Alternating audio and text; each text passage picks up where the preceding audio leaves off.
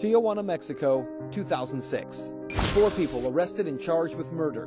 Police say these 4 were drug smugglers who turned on one of their partners. They abducted him, took him to a building, interrogated him. His captors wanted the money he had taken from them. When they found out he had spent it, they cut off his arms and legs. He's dead. And then this lady girl right here gets a cutting saw, cuts off his head, and takes his head and offers it up to Santa Muerte. Robert Almonte is the head of the Texas Narcotics Officers Association. He studied what is known as Santa Muerte, the Saint of Death, for 5 years. He says this story ends with an offering. They never recovered the head, and she kept insisting that Santa Muerte has it. Vamos a pedirle a la Santísima Muerte. 2 years later, and 1,400 miles away, nearly 7,000 people gather on a street in Tapita, a barrio in Mexico City. It looks like your typical procession, crowds bringing their sick for healing, their children for blessing. But there's nothing typical about the object of their worship. It's Santa Muerte, the Saint of Death. Believers blow marijuana smoke into her face to activate her power. Depicted as a woman, she is nothing more than a skeleton draped in cloth, but her increasing popularity and her rise to godlike status among believers in Mexico is unprecedented.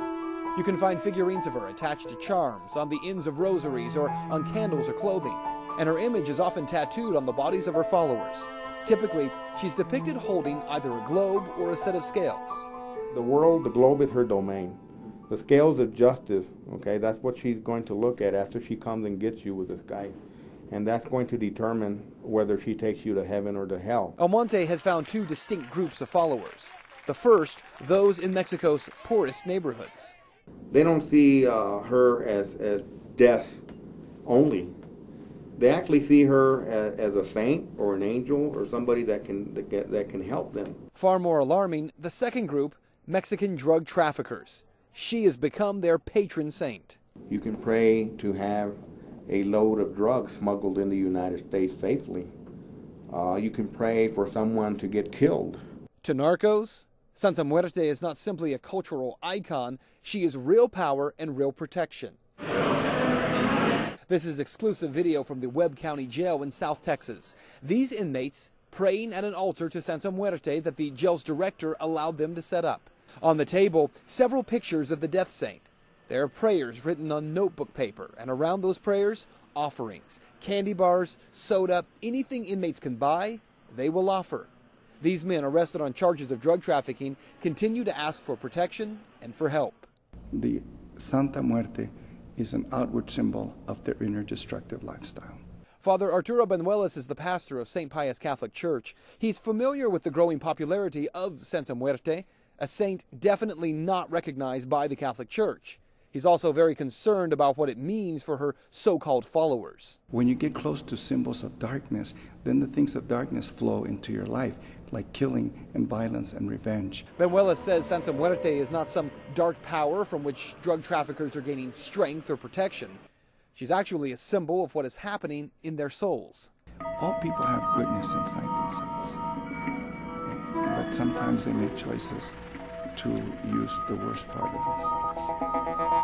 And therefore, create a system, create a structure, create a religious symbol that justifies not having to use their better side. For many drug traffickers, the worship of Santa Muerte goes beyond simple offerings. Human offerings are also part of the equation. Sinaloan cartel were taken to a couple of public shrines in Nuevo Laredo last year. And they were taken there by both cartel members, and they were executed at the Santa Muerte shrine. In my opinion, I think it was an offering to Santa Muerte at the same time. In Juarez, we have no official record of any killings associated with Santa Muerte, but that does not mean that they're not happening. Consider this. Last year, of the 1,600 or so murders that happened in Juarez, there were 2 predominant kinds. First, the kind where an execution would take place, a person is shot, say, 300 times. The second, executions where bodies were found decapitated and stacked one on top of the other. In the case where the bodies were found decapitated and stacked, that happened at least 5 times last year.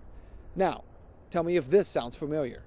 September 2008, Yucatan, Mexico, just outside of Cancun. 11 bodies are found, heads cut off, and the bodies stacked one on top of the other. Days later, when police raid the homes of the men they say were involved, They found shrines for Santa Muerte. So the investigators believe that that was also an offering to Santa Muerte. You just cut off somebody's head and give it to the Santa Muerte, and you think you're being religious.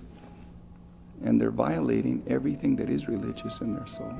Ultimately, Manuela says Santa Muerte is the symbol of a powerful drug culture, one that requires little of her followers, justifies their every action, and encourages the destruction of human life as a form of worship.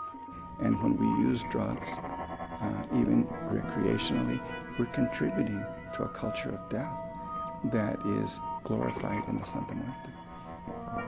That alarms me.